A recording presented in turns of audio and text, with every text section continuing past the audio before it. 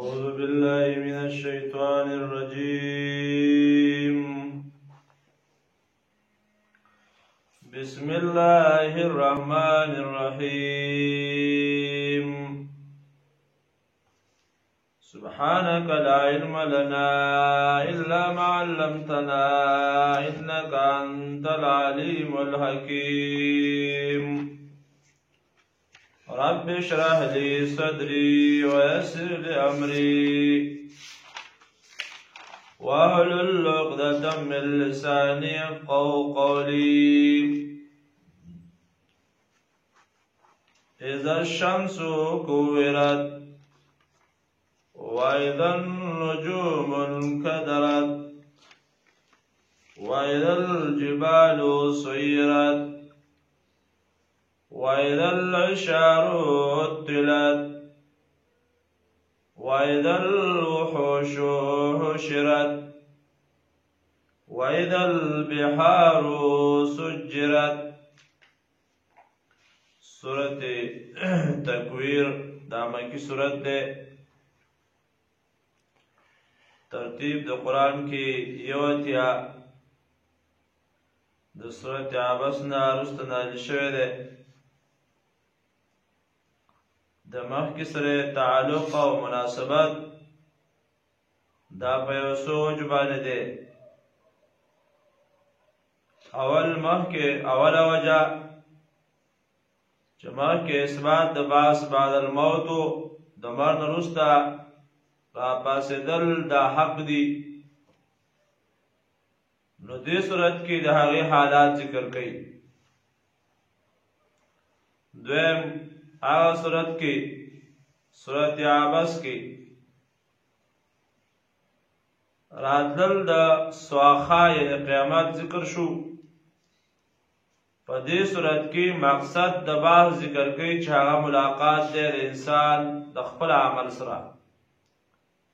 دا دوباره راژوندي کېدل به څه دپاره وي چې انسان د خپل عمل سره ملاقات وکړي او د خپل عمل سره ملاو شي. درېیمه وجه دا ده هغه صورت کې زورنه وه منکرینو ته د قیامت، او په دې صورت کې زجر دی منکرینو د رسول الله صلی الله علیه وسلم او د قرآن ته. څلورمه وجه علما دا ذکر کوي هغه صورت کې ذکر شو چې قرآن هغه د ملایکو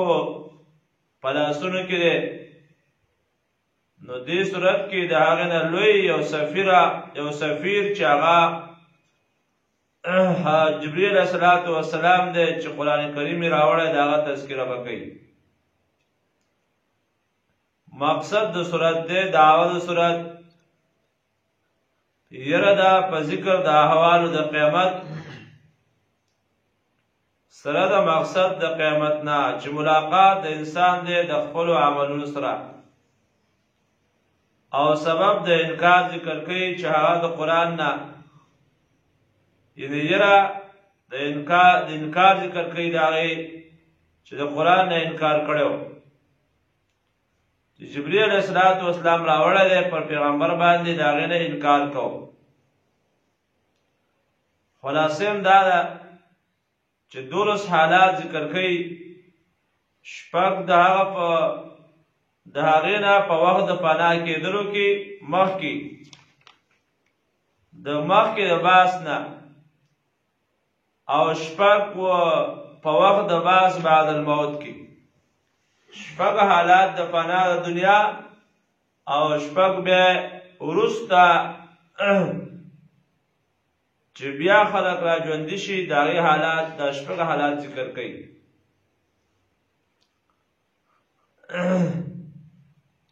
او حدیث کې راځي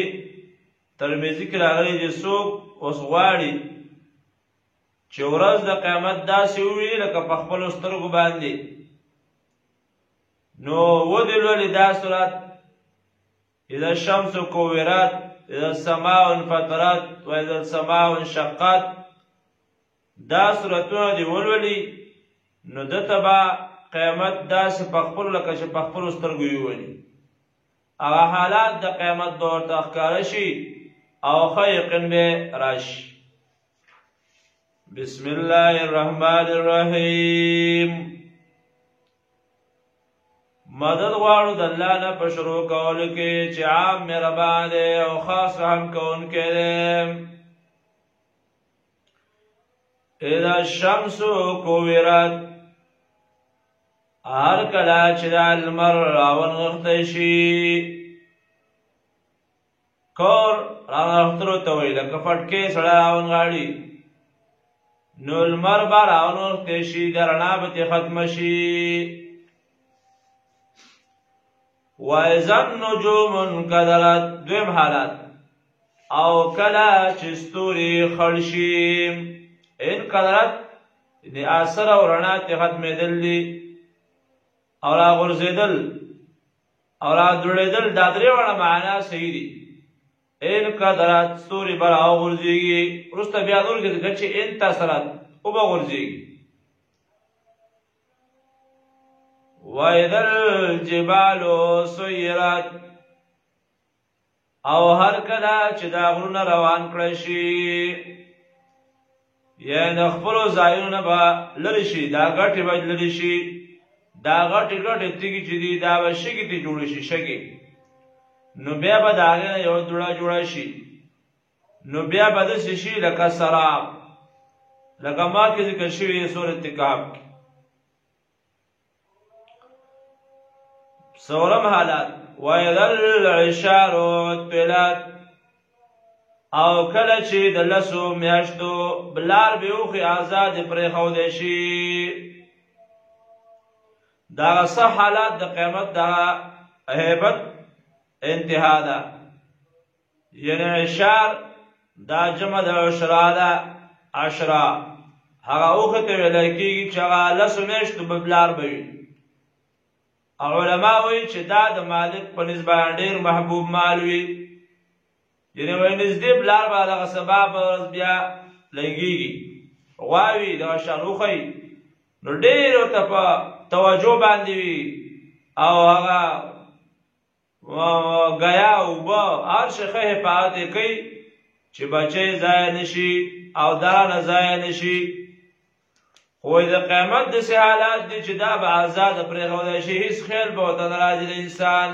د وجې د ډېر هیبت ده. دغه انتها د هیبت ده.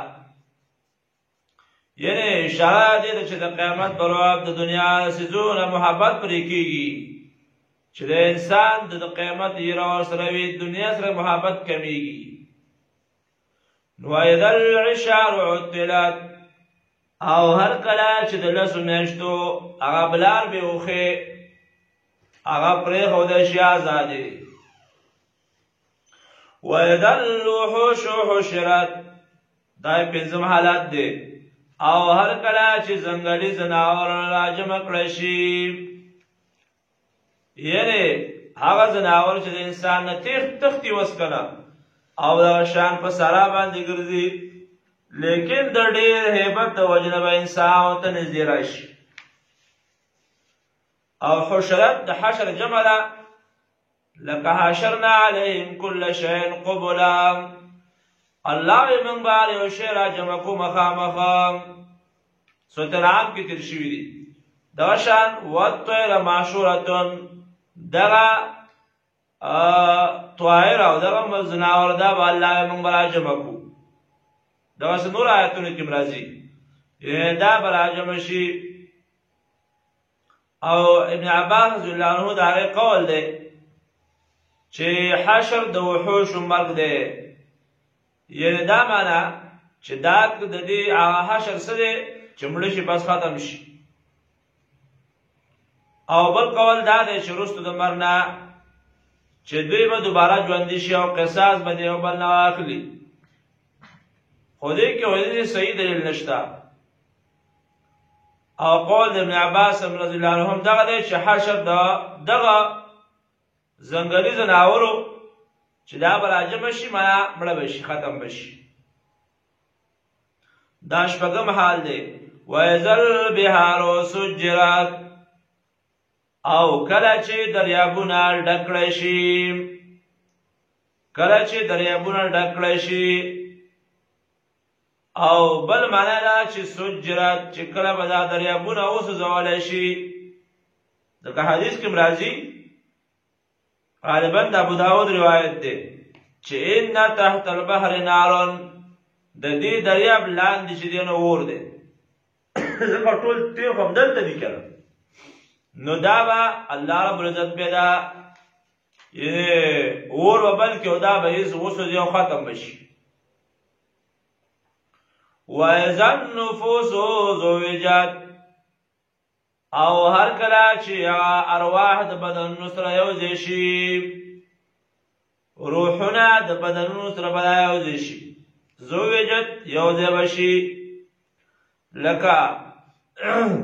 علما ذکر کوي مبصرین چې نیکان به د نیکانو سره یوځای شي، بدکار به د بدکار، یعنې خلک به درې فرقې شي. مخکې تېر شوي دي سورت واقعه کې السابقون درې قسمه خلک وو. هغه مخکې کېدونکي اصحاب الیمین او اصحاب الشمال. او بیا د نیکان به د نیکانو سره یوځای شي، بدان به د بدانو سره یوځای شي، نه یهود به د یهودیانو سره یوځای شي، نه نصارا به د نصارانو سره یوځای شي، مجوس او دغه شي دا به د هر یو بل سره یوځای شي. یا بله معنا علما کوي لکه علامه ابن کثیر رحمه الله دا معنا غوره کړې ده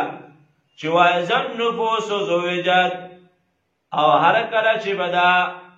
روحونه د بدنونو سره یوځای شي، بیا پکې دا روح پکې واچولی شي او بیا به ژوندی شي. وایي دا معنا غوره ده. وَإِذَا الْمَوْءُودَةُ سُئِلَتْ، او کله چې به د ژوندۍ ښخې کړی شوي په باره کې تپوس وکړی شي، یا د هغې په باره کې به تپوس وکړی شي، یا دا معنا چې د هغې د واعد نه به تپوس کېږي، چې د هغې د ښخه کړی شوي نه خو تپوس نه کېږي چې ته ځکه هغې خو څه ګناه نشته دی. نو معنا دا ده چې چا ښخه کړې وي نو د هغه نه به تپوس کېږي. او دیم دا ده چې د دې نه به تپوس وکړی شي د دې ښخې کړی شوي نه، نو د پاره د توبیخ او د زورنې او د رټنې د خپلوان د مور او پلار وغیره چې د دې څه ګناه وه چې دا تاسو ښخوله، دې نه به تپوس وکړی شي. یا وَإِذَا الْمَوْءُودَةُ سُئِلَتْ، د دې سئلت عنها، د دې په باره کې به تپوس وکړی شي چې دا دې په څه ګناه باندې تا قتل کړی وه، دې نه به تپوس وکړی شي. علما وایي چې چا به د لسو دا به شرم او عار ګڼه چې زما د لور پیدا شي او زما د لور تپوس وکړي او بیا به واده او دا د شرم د وجې نه به دا ښخول، دا د ډېر جهاد انتها وه. وایي چا به د وخت د ولادت کې هم په هغه وخت کې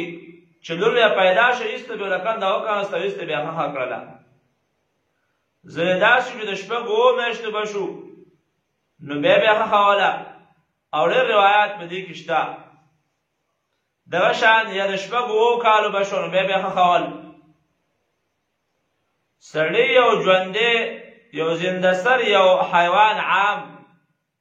هغې باندې به چاړه وشي چې ژوندی یې ښخ کړي، او بیا د خپل تنه پیدا انسان او هغه ښخول، دا د جهل انتها ده. د دې وجې نه حدیث د مسند احمد کې راځي چې هغه خلک چې هغه عزل کوي او خپل د اولاد د پیدایښت دپاره لارې بندوي بغیر د عذر نه، یا دوايات استعمالوي، یا نور کارونه کوي، ستنې وغیره داسې نه کوي، یا عزل کوي، نو دا هم د غیر د ضرورت شرعي نه. یو خوا دی چې زنانه تکلیف وي او ناجوړه بیمار وي، بیماری وي انسان ته، د هغې نه علاوه چې اصل بغیر د خپل اولاد بندوي بغیر د ضرورت شرعي نه، وایي دا حرام دي. او دا په حکم د اولاد د وژلو کې دي، د مشرکانو به خپل اولاد دغسې وژل او دا دې زمانه کې هم داسې وژلي، او ډېر داسې خلک شته ډېر د ایمان نه خلاص چې کله معاینات وکړي چې کله جلی وي ستنې منې وایسته چې دا ختم کړي دا خو د اولاد وجل دي که دا حرام دي مطلق ناروا دي او چې هلک وي نو هغه بیا هغه پرېږدي نو الله فرمایي وایذا الموءودة سئلت کله چې به د ژوندۍ خښې کړای شوي په باره کې تپوس وکړی شي بأي ذنب قتلت چې په څه ګناه باندې قتل کړی شوې ده د دې څه ګناه وه بأي ذنب قتلت چې په کومه ګناه باندې دا قتل کړی شوې ده وإذا الصحف نشرت او کله چې به عملنامې راخورې کړی شي علما ذکر کوي کله چې انسان وفات شي نو د هغې عملنامه راورغښتې شي او غونډه شي او چې کله بیا وحدت ورځ د قیامت شي نو بیا به خورې کړی شي یا دوی مقصد دا چې کله به عملنامې خورې کړی شي یا تقسیم به شي او هر چا د به خپلې عملنامه یا په چپ لاس او یا په ښي لاس باندې ورکړی شي وإذا الصحف نشرت وإذا السماء كشطت او کله چې به د اسمان نه پوستکې اوښکې وایستلی شي سرمن به ترې وایستلی شي یعنې د اسمان چې دا کوم نقش و نگار دی دا کوم شکل باندې چې ښکاري دا به ختم شي لکه حدیث کې مراد د قرآن کې الله فرمایي ابراهیم کې سورت تیر شوي دي یوم تبدل الارض غیر الارض والسماوات په ورځ باندې چې موږ بدل کړو ځمکه او اسمانونه بدل شي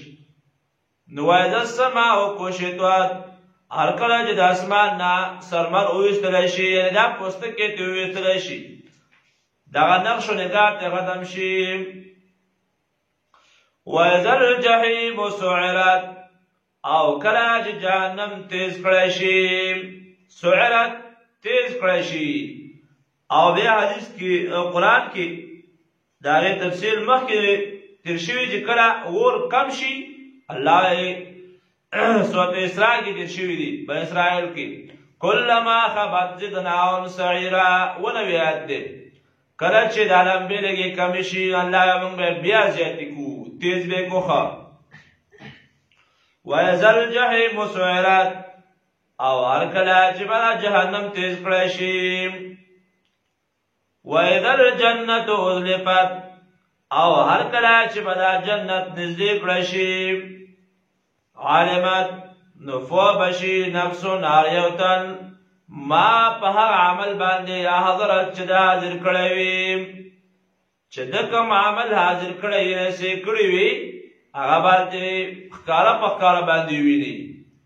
ووجدوا ما عملوا حاضرا ولا يظلم ربك احدا فلا اقسمو نو داسې نه ده لکه څنګه چې د خلکو خیال دی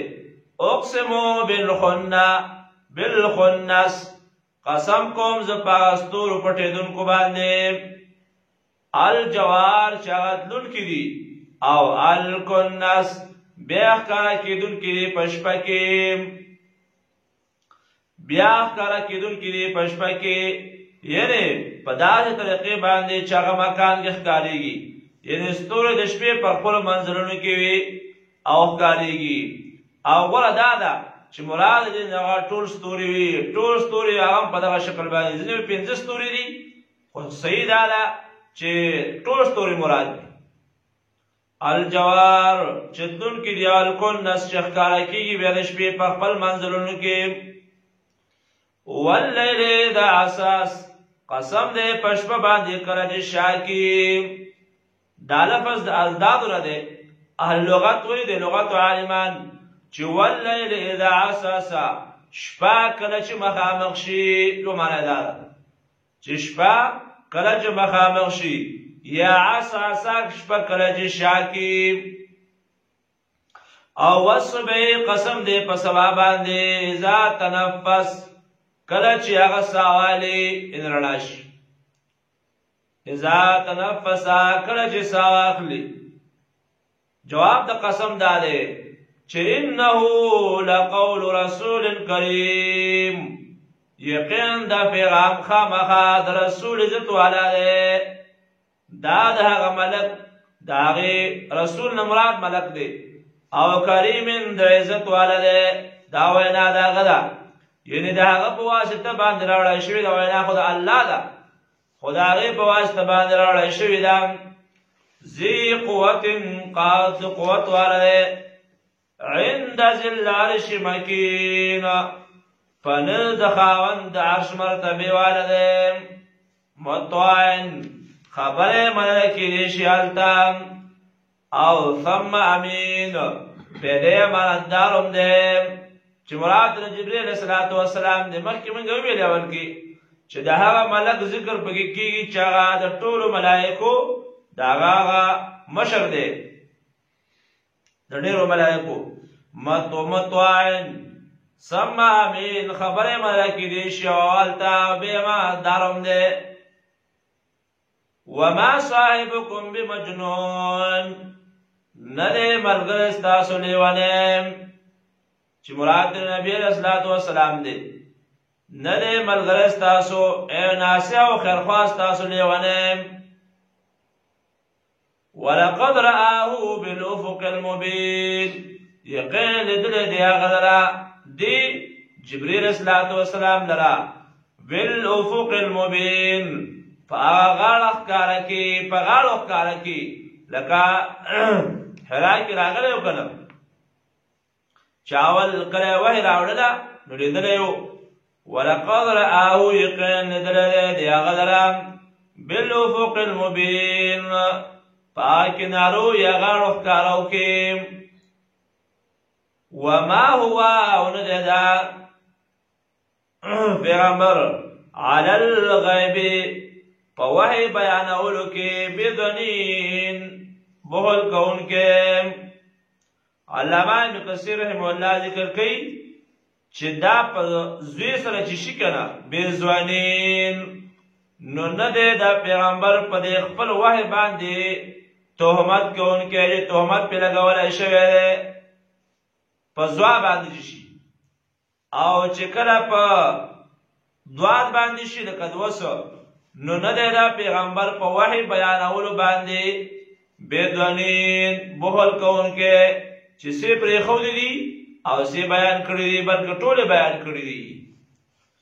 وما هو بقول شیطان الرجیم او نه ده دا وینا د شیطان رټلی شوي داسې نه ده ګوره چې ستاسو خیال دی چې ستاسو خیال دی چې یاره دا د ځان نه جوړوي او دا خو وحی نه را ده دا خو وحی نه ده او کله به دا د شپې خوب وینو نو موږ ته سبایي بیانوي نه فاین تذهبون نو کوم خوا ځئ تاسو او څنګه د دې نه انکار کوئ نه منئ فاین تذهبون ان هو دا قرآن کریم الا ذکر مگر نصیحت ده للعالمین دفاع د مخلوقاتو للعالمین دا نصیحت ده دفاع د مخلوقاتو لمن دفاع د هغه چا شاء چې غواړي منکم ستاسو نه ای یستقیم دا چې برابر روان شي چې په نیغه لاره باندې روان شي نو په دې کتاب سره روان شي وان هذا صراطی مستقیما فاتبعوه فاتبعوه سوچ د هدایت طرفګار وي نو د قرآن تابعداري وکړي ای یستقیم نو برابر روان شي وما تشاؤون او تاسو نه غواړئ الا مگر ایشاء الله هغه چې غواړي الله تعالی رب العالمین چې رب د ټولو مخلوقاتو دی یعنې تا او چې څه غواړئ هغه نه کېږي مگر کېږي هغه څه چې الله تعالی غواړي وما تشاؤون او تاسو خو نه غواړئ الا مگر هغه څه ایشاء الله یعنې هله غواړئ ایشاء الله چې الله تعالی غواړي چې الله څه وغواړي نو هغه به کېږي او هغه څه چې تاسو وغواړئ نو هغه نشي کېدی بلکې دا په مشیت د الله باندې کېږي نو سورت تکویر کی او مقصد هغه اثبات د قیامت په شواهد باندې او دی الله صلات بیان کړل دولس حالات شپږ د مخ کې د هغه شپېلینا نفخینا او شپږ بعد د نفخینا او مقصد په کې اثبات د قیامتو دیو جن حدیث د علامه ابن کثیر رحمه الله ذکر کوي سوچ غواړي هدایت من اراد الهدایت سوچ هدایت غواړي مخکې وی کړه چې الا ذکر للعالمین دا نصیحت دی په د مخلوقاتو د چا چې غواړي چې د هدایت او لا ځان په هدایت باندې روان کی نو فعليه القرآن لازم دی په دبان قرآن چې د قرآن ځکه دا هدایت دی او دا کامیابی ده او نشته هدایت سوا د کتاب د الله نه بل سکی اول کې ویل سورۃ بقره کې هدل للمتقین چې دا هدایت د فعال متقینو نو ان هو الا ذکر للعالمین التویلی نو سوچ غواړي